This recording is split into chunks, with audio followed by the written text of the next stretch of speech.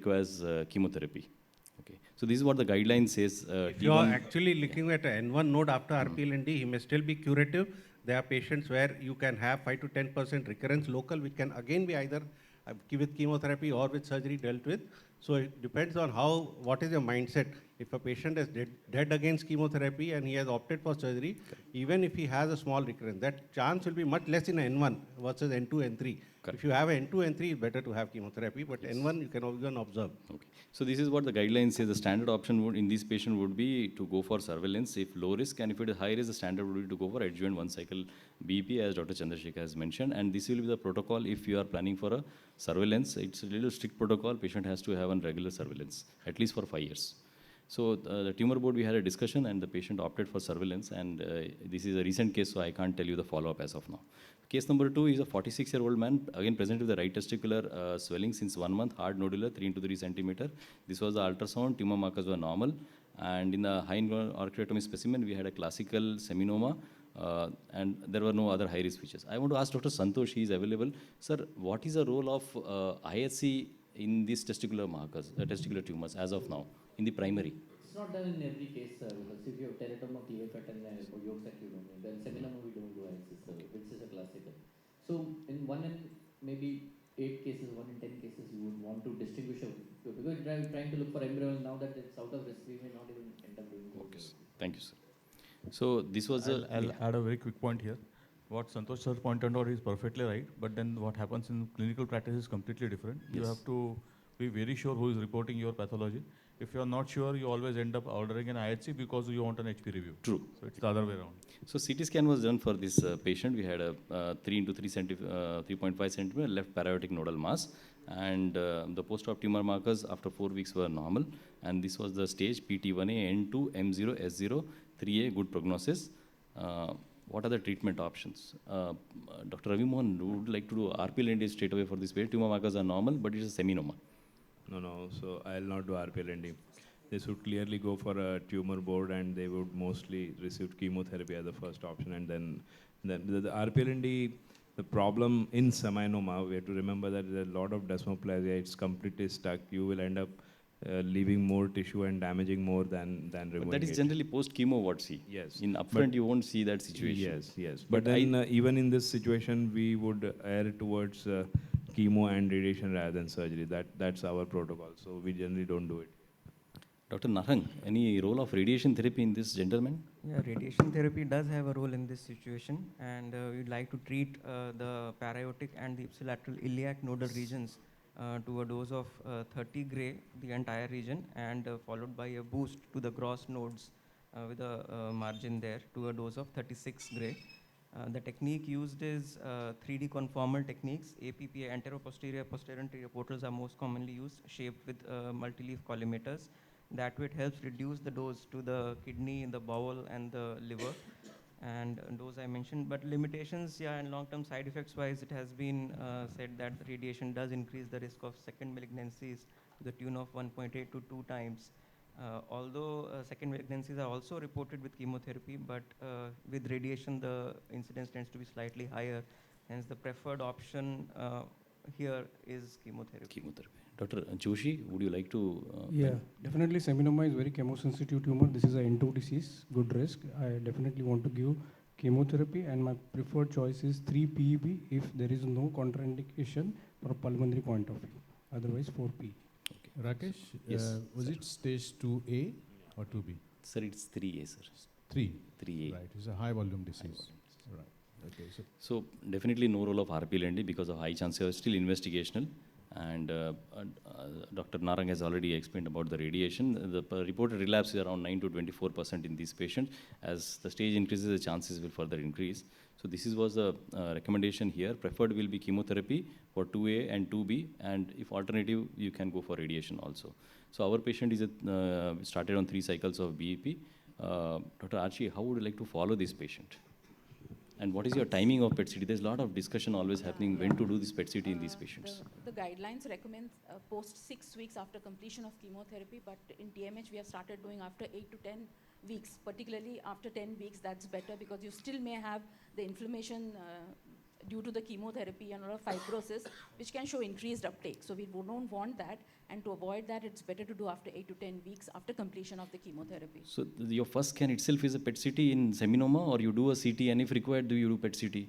Because there will be a long waiting list for the PET CT, I believe, sometimes. No, I mean, in our cases, we do a PET CT, but then when you have residual masses more than 3 centimeters, because you are looking at basically the negative predictive value of a PET CT in more than 3 centimeter sized masses is better, and we are looking at if whether it shows uptake or no, and if it doesn't show uptake, we know that there's no disease, and such patients can be observed. Whereas if you're seeing some uptake, then you should go in for a biopsy, and then So our patient had a CT scan at around 4-6 weeks, and it was around 2.5 centimeter, and then later a PET CT was done, and it showed 2.3 centimeter. SU was very low. Yeah. So what if we have a nodal size of 4 centimeter with a at 2 months with a SU of around 5.5? See, actually, there's no SUV cutoff as of now, but we go in visually, and if you're seeing more FDG avid as compared to the background, we say. But a recent publication where we have looked at seminomas, and it's going to be coming in the print soon, where we have seen at a cutoff of 4.5 gives a good sensitivity and specificity and a positive predictive value. So 4.5 in our study that we have seen. We have also looked at tumor to background ratio, or the tumor to liver ratio, and we have come up with a value of 1.2, which shows a high good sensitivity and specificity, but that's still coming in, and it will come up soon, maybe in 2-3 months. It's already accepted. But as of now, we go by the visual visual evaluation only, and if we see that the uptake is more than the background, then we say that it's positive uptake. With the 5.5 SUV, that's definitely high, and we would call it there's chances of residual viable disease in such a tumor. Dr. Ravimohan, would you consider for excision of mass RP-LND in such? Yeah, in this scenario, yes, because you have a 4 centimeter mass which is showing an uptake, good uptake on PET scan, FDG PET, and ma'am rightly said that more than 3 centimeter residual mass, we would typically get a PET scan, and if it is enhancing, we go and excise it.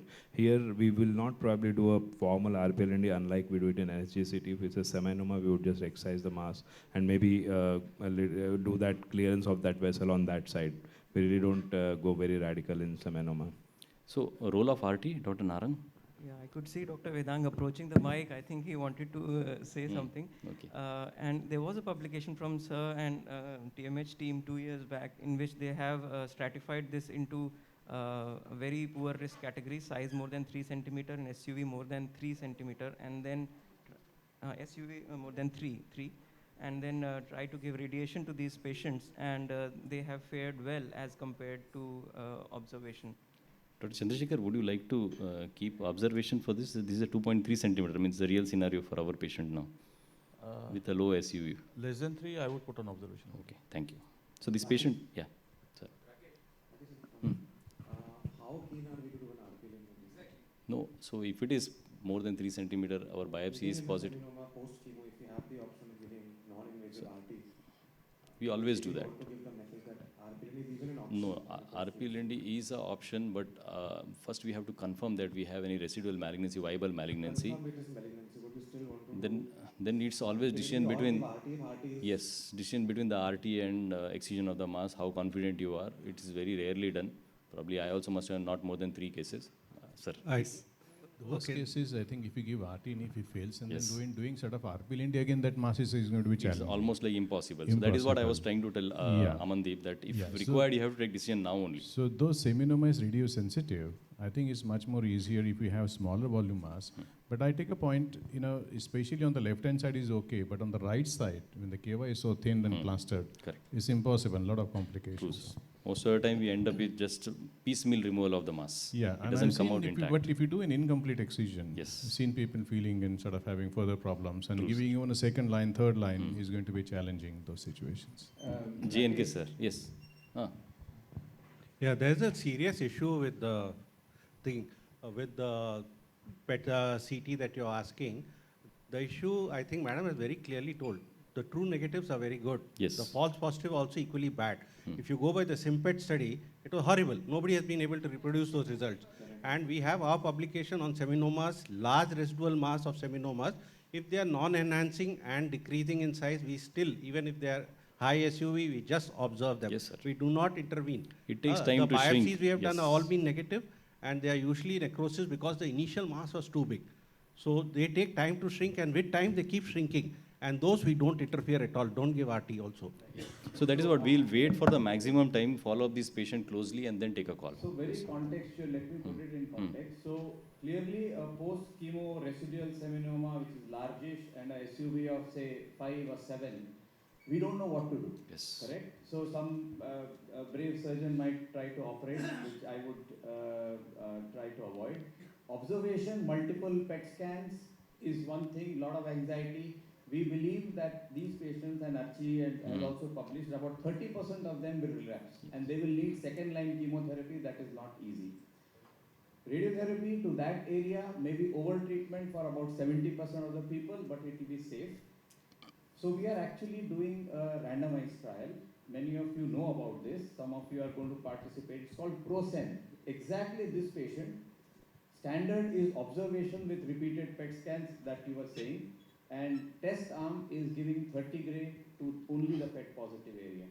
So it's a 74 patient randomized trial. We are at about 20 right now. If anybody of you are seeing seminoma patients who are post chemotherapy and you want to join in, please let me know. Sure. We'll Sure, need sir. more patients. Yes, It's a sir. rare tumor. We'll And discuss. Sogocon, We will discuss that during the coffee time, sir. yes.